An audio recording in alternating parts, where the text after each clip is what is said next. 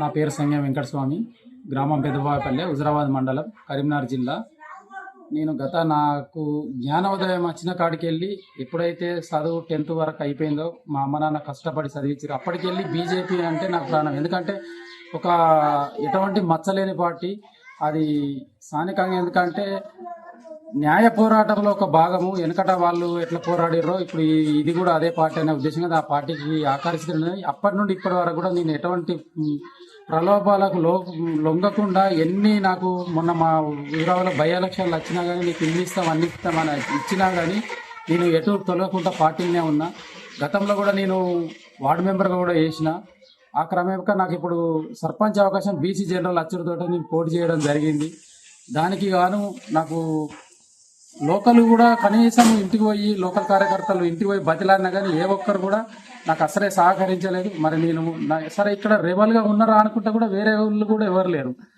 నేను నామినేషన్ వేసిన కాడికి వెళ్ళి కూడా లోకల్ కార్యకర్తలను వాటి అందరినీ బతిలాడుకుంటూనే ఉన్నా. ఇటు సరే సారు ఒకసారి మరి నాకు సపోర్ట్ కావాలి కదా, మరి నాకు ఆర్థిక సాయం కావాలి, నేను ఎటు చేసి గెలుపుతా, నన్ను ఊళ్ళో కూడా నువ్వైతే ఉత్తములు అని కూడా నన్ను సూచించారు.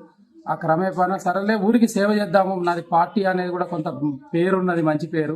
అందులో కూడా నేను మంచిగానే చురుగ్గానే పాల్గొంటా ఎప్పటికి కానీ. ఆ తర్వాత ఈ దైవ కార్యక్రమాల్లో కూడా మా విలేజ్లో నేను ఎప్పుడు పాల్గొంటాను అన్నట్టు, గుడి డైరెక్టర్ను కూడా. ఆ మంచి పేరుతోటి నేను కాబట్టి ఈ జై శ్రీరామ్ నినాదంతో ఈ రామ మందిర నిర్మాణంతో దానికి ఈ మనదే ఈ పార్టీ అనే ఉద్దేశంగా నా కుటుంబం మొత్తం అది చేస్తే ఇలా నాకు వెన్నుపోటు పడుతుంది. ఓన్లీ ఈటల రాజేందర్ గారి దగ్గరికి పోయి నాకు సహాయం కావాలని కోరినందుకు నన్ను ఈ హుజరాబాద్ మండల్ పార్టీ ప్లస్ కరీంనగర్ జిల్లా అధ్యక్షుల వారు కూడా నన్ను బెదిరియడం జరిగింది.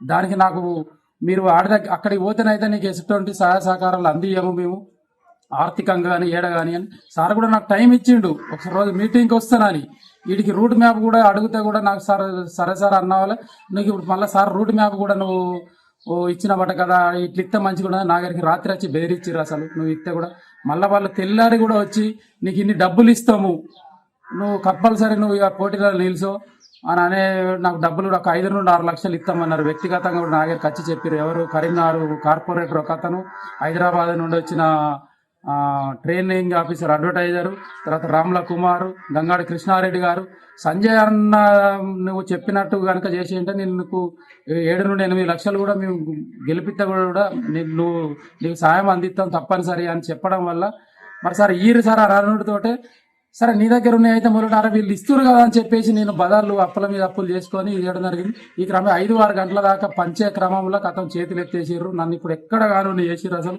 ఏదో అవ్వబెట్టది అడక తిన్న చదరంగంలో నన్ను ఆడుకున్నారు ఇద్దరు రకం కలిసి. నేను పార్టీ బేసులనే పోయినా తప్ప కానీ ఆయన మధ్యలో ఇప్పుడు ఆవులు కొట్లాడుకొని లేగల దూడలు ఇరగొట్టినట్టు చేసిర్రు నన్ను. అయితే ఇప్పుడు నా పరిస్థితి మాత్రం ఘోరంగా ఉన్నది. సంజయ్ అన్న కూడా వచ్చి మధువాని గార్డెన్లో ప్రతి వార్డు మెంబరు పోటీ చేస్తే నేను ఎంత ఖర్చు అయినా కానీ పెట్టుకుంటానని ఎందుకన్నా ఇటువంటి మాటలు మాట్లాడుకోవడం, మేము ఆర్థికంగా లేనోళ్ళము, నీ మాటలకు ప్రలోభపడి మేము త్యాగం చేసినాం. ఇవాళ నా పరిస్థితి ఏంది, రేపో మాపోయాను అయితే చనిపోయేదంటే మాత్రం నీదే బాధ్యత నా సంజయ్ అన్న. నేను ఖచ్చితంగా చెప్తున్నా, ఈ పార్టీ మీద మీరు మా సొంత అమాయకులను ప్రేమికులను మాత్రం ఆటాడుకుంటే మాత్రం మంచిగా నాతోటే మీ పార్టీ మారాలి, లేకపోతే ఈ వ్యవస్థను మీరన్నా సస్పెండ్ కావాలన్నా. నేను బతిలాడిన నా ఊళ్ళోకి పోయి కూడా సీనియర్ నాయకుల మీద కాళ్ళ మీద పడ్డాన్నా. నేను నాకు 2 బిడ్డలు ఉన్నారు ప్లస్ ఒక కొడుకు. నా కొడుకు కూడా RSS లో ఫుల్ టైం వర్కర్ అన్న. ఎందుకన్నా ఇటువంటి చావు దెబ్బ కొడతారు ఆయన అని చెప్పేసి మా సోటర్ల మీద ఏం కావాలన్నా పని చేసుకుంటే బతికేటోళ్ళం. పార్టీ నుండి ఏమన్నా రూపాయి ఆశించినామా? మీరే వస్తారు, మీరే పైసలు ఇస్తామంటారు, మళ్ళీ మీరే ఇవ్వకపోవడం ఏందన్నా? సరే ఆయన ఇంత సాయం చేద్దాం మనోడు కదా అని వస్తే అక్కడ ఇయ్యారు, ఇక్కడ ఇయ్యారు. ఆఖరికి ఏం కావాలనుకుంటారు అసలు? ముందుకొచ్చే కనీసం చిన్నపిల్లలకి ఇప్పుడు మళ్ళీ ఈ రోజు బీజేపీ అని చెప్తే మాకే చెప్పబుద్ధి అయితే లేదన్నా. మీరంటే లీడర్లు ఎక్కడికెళ్ళి వస్తే ఎక్కడికెళ్ళో డబ్బులు సంపాదించుకుంటారు. మీరు పాపేపల్లెకు పాదయాత్రకు వచ్చినప్పుడు కూడా వాయుపుత్రలో నీకు మీ అన్నం పట్టించిందన్నా. ఎవరనుకొని మీరు క్యాడర్ మీకు ఏం చెప్పిందో తెలుస్తలేదు. కనీసం ఇదైతే ధర్మంగా ఒక కుటుంబాన్ని మాత్రం మీరు బలి చేసిర్రన్న మీ మధువాని గార్డెన్ల ఆలోచనతోటి. అరే ఇట్లా ఉంటది కదా అని మీ టాకుతోటి ఇట్లా ఉంటది కదా అని మీరు ఇట్లా ప్రేరేపించినప్పుడు మరి ఇది నిజమా కాదా అని చెప్పేసి మీరు సాయం అందియాలి. అందించిన వాళ్ళనో మీరు రానియరు. ఇప్పుడు మా సొంటలో ఏం కావాలి? మేము అయితే ఉరి తీసుకునే పరిస్థితి అన్న ఇది. మీరు దీనికి ఏం సమాధానం చెప్తారో?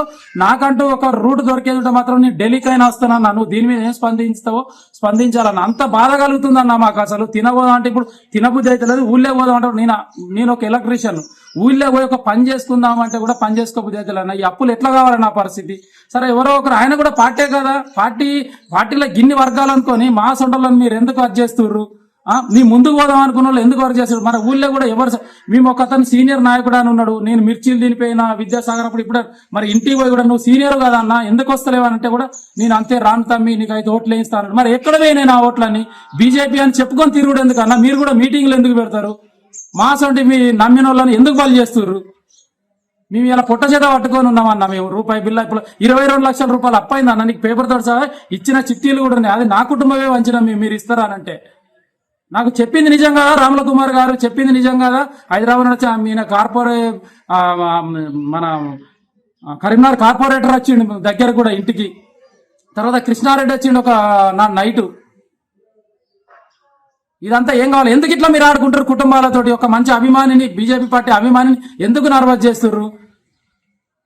మీ స్వార్థాల గురించా మా కుటుంబాలను బలి చేసుకోవడం? మీరు గెలవడానికి కూడా మీరు మెప్పొందుకోవడం మమ్మల్ని బలి చేస్తుర్రా మీరు? ఇది ఏం పోకడవుతుందో తెలుస్తలేదు. ఈ పార్టీ అయితే ఒకప్పుడు అరే అని నమ్మేది, ఇంత వర్గ పోర్లు పెట్టుకొని మా సొంటలను బలి చేసుడు అయితే ఇది న్యాయం కాదన్న. మీకు తోచిన సహాయం ఇప్పటికైనా చేసి మమ్మల్ని లాగరా. ఇకనైతే మీ డబ్బుల వల్లనైతే మేము కోల్పోయినాం, మానసికంగా మెంటల్ గా కూడా మేము పోయినామన్నా. ఇప్పుడు తలెత్తుకొని పరిస్థితి వచ్చింది.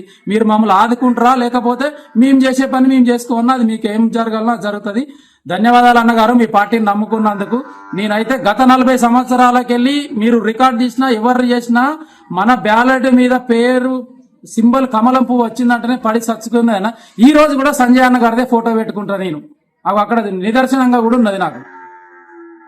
ఎందుకన్నా మీరు ఇట్లా చేస్తారు? ఏ ఒక్కనాడు కూడా ఒక పార్టీకి చేయకోవట్లేదన్న నేను. మీరు కండవలు కప్పుకొని పక్క పొంటి ఫోటోలు దిగుడు లెక్క కాదన్నా, అంతకన్నా లోపల ఉన్నదన్న మాకు అభిమానము.